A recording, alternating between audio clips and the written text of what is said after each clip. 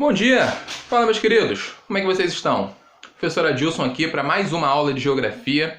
O tema da nossa aula de hoje é a industrialização brasileira. Vamos falar aí dos primórdios da industrialização do território brasileiro, não é? Primeira coisa, para a gente entender a industrialização como ela funciona hoje, temos que voltar um pouquinho ao passado.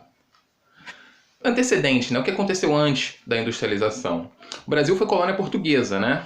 Sendo que até o ano de 1808 era proibido o desenvolvimento de qualquer espécie de atividade industrial no território brasileiro, porque era uma colônia. Portugal tinha medo de que o Brasil começasse a gerar uma concorrência dos seus produtos que se fossem produzidos aqui e se tornasse também autônomo financeiramente e pudesse assim estar buscando a independência.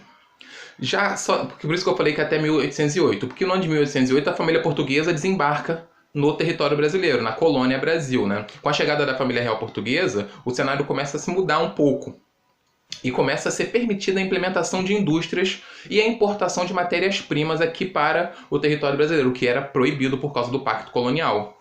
As primeiras indústrias, né, que se desenvolveram nesse período foram de tecidos, de sabão, né, e de alimentos, produtos que não demandavam alto grau de tecnologia, eram produtos que o Brasil poderia fazer sem grandes equipamentos, coisas quase artesanais, né?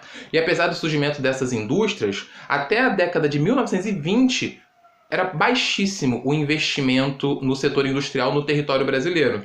O Brasil investia diretamente na produção agropecuária, basicamente na produção de café. Café, até a década de 20, início da década de 20, né, e final da década de 20 ali até os anos de 1929, foi a principal matriz econômica desenvolvida no território brasileiro, que era uma agricultura voltada para a exportação. Grandes latifúndios de café que produziam apenas esse gênero, voltado para o mercado externo, não para o consumo interno no Brasil. Aí veio, né, a famigerada crise de 29, que no Brasil se traduziu como a crise do café. Fez com que os investimentos passassem a ser direcionados às atividades urbanas e industriais. O que acontece? Como o Brasil tinha o café como sua única matriz econômica, quando a crise de 29 chegou nos Estados Unidos, foi a quebra da Bolsa de Valores, os Estados Unidos eram um dos principais compradores desse gênero do Brasil. O que ocorre? O Brasil perde o seu principal mercado. Então entra numa crise. Os produtores de café foram salvos economicamente pelo governo brasileiro. E o governo brasileiro teve um prejuízo muito grande por causa disso. E o que acontece? A partir de 1929/1930, né, o Brasil viu que precisava diversificar sua matriz econômica, que não podia depender unicamente de um produto, de uma única forma de se gerar riqueza. Foi aí que em 1930... começa o processo de industrialização do Brasil. De 1930 a 1955, o setor industrial brasileiro recebeu muitos investimentos do Estado e de ex-agricultores de café, pessoas que tinham acumulado muito dinheiro durante o processo de exploração agrícola do território brasileiro. Além disso, outros fatores foram importantes para possibilitar, né, o crescimento industrial no território brasileiro. A chegada de imigrantes estrangeiros que tinham conhecimento das técnicas industriais, que já haviam trabalhado em indústrias lá na Europa, a dificuldade de importação de produtos em decorrência da guerra, né, que estava acontecendo a Guerra Mundial, e o Brasil não conseguia trazer produtos que ele não fabricava aqui. E o começo da formação de uma classe média urbana, né, pessoas que viviam na cidade começaram a ter mais poder econômico. Getúlio Vargas, né, foi o marco aí para o processo de início da industrialização do território brasileiro. A industrialização brasileira teve como consequência a transformação do espaço geográfico. Significa o quê? O espaço geográfico brasileiro, que era majoritariamente agrário, começou a se transformar em um espaço urbano industrial. O Brasil começou a sair do seu processo de agrário exportador, onde a maior parte da população vivia no campo, e passou a migrar para a cidade, em busca do quê? Dos empregos gerados nas indústrias. Vamos lá, alguns elementos foram importantes aí, né, durante esse período. A melhoria nos meios de transporte, a criação de uma malha ferroviária e rodoviária para facilitar o escoamento da produção. Lembrando que essa malha ferroviária é uma herança dos tempos da produção de café. Foi implementada na época do café para escoar, né, a produção do centro do território brasileiro para o litoral, para o produto ser embarcado nos portos. Então a industrialização brasileira se apropriou dessa estrutura que já estava ali.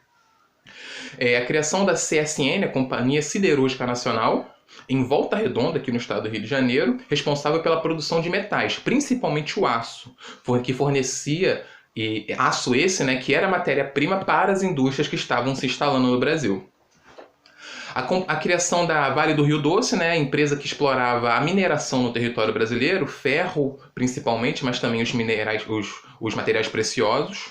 A criação da Petrobras, que foi um marco para a produção de energia no território brasileiro, e a criação da CLT, né, as leis trabalhistas, a carteira de trabalho, onde o trabalhador passaria a ter certos direitos que não existiam até 1930.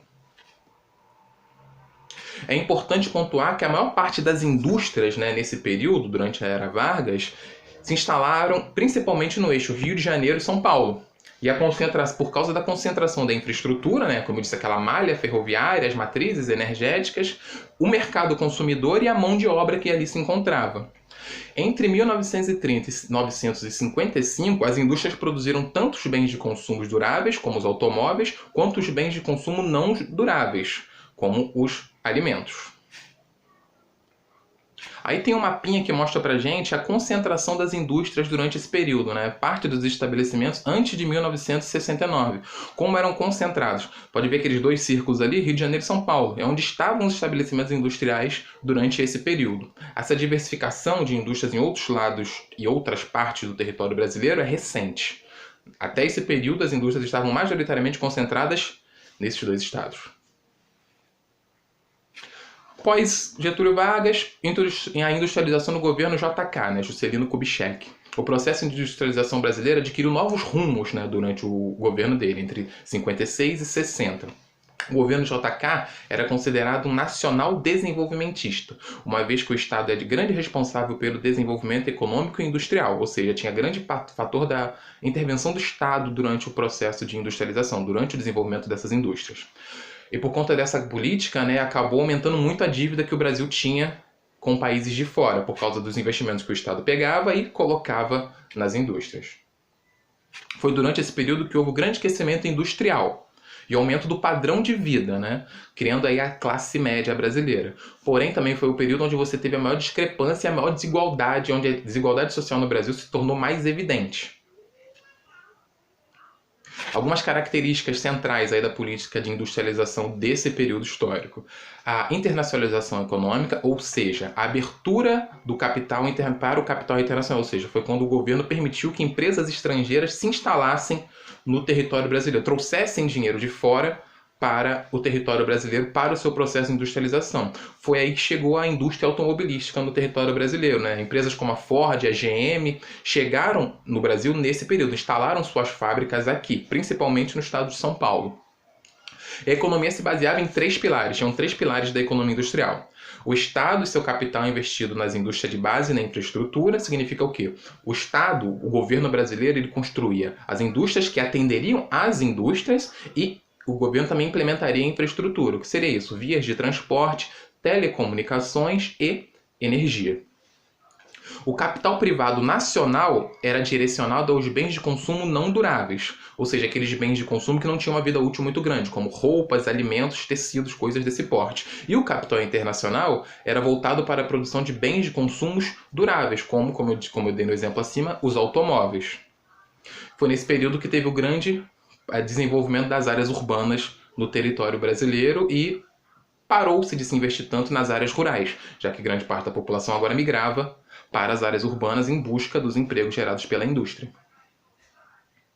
E, finalizando um pouco sobre o processo histórico da industrialização, falando um pouco da industrialização recente, né, o que está acontecendo recentemente na industrialização brasileira. As bases criadas pelo governo JK continuam sendo implementada, ou seja, capital estrangeiro, sempre se busca trazer o capital estrangeiro para o território brasileiro. Tem que falar também que durante a ditadura militar foi intensificada a entrada de empresas estrangeiras no Brasil, o que veio comprometer a autonomia do crescimento econômico do país. Quando tinha muitas empresas estrangeiras tendo vantagens dentro do Brasil nesse período, isso fez com que as empresas nacionais elas decrescessem ou se extinguissem. Não teve um auxílio do Estado para as empresas nacionais. O auxílio do Estado foi voltado para que as empresas estrangeiras investissem no Brasil. E isso aumentou a dívida externa do Brasil ainda mais, mesmo com o chamado milagre econômico, né, que aconteceu aqui. Foi um crescimento econômico, sendo que não trouxe assim, melhorias para as condições de vida da população. E a partir da década de 90, né, começou no Brasil uma perspectiva muito neoliberal de desenvolvimento econômico, voltada para a privatização de empresas estatais, né, como a Vale do Rio Doce, que foi privatizada nessa década, a flexibilização das leis trabalhistas, ou seja, os trabalhadores começaram a perder um pouco dos direitos trabalhistas que eles tinham, principalmente os trabalhadores urbanos, né, urbano-industrial, e a redução de investimentos estatais nas classes sociais mais baixas. Os investimentos estatais estavam voltados para a infraestrutura e para o desenvolvimento econômico.